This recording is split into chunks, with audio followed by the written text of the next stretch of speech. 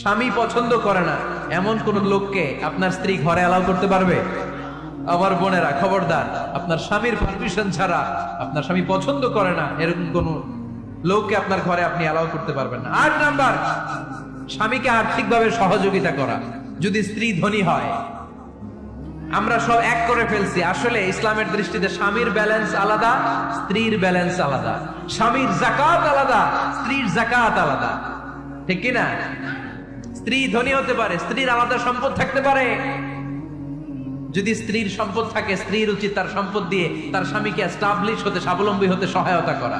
যদিও এটা আল্লাহ তাআলা আবশ্যক করে দেন নাই, কারণ আর্থিক ফিনান্সিয়াল সব কাজগুলোকে স্বামীর উপরে খরচ করেছে কে?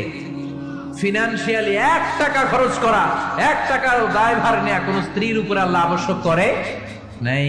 তারপরেও স্ত্রী যদি ধনী হয়, স্ত্রীর যদি জায়গা জমি থাকে, সম্পদ থাকে, তাহলে স্ত্রীর উচিত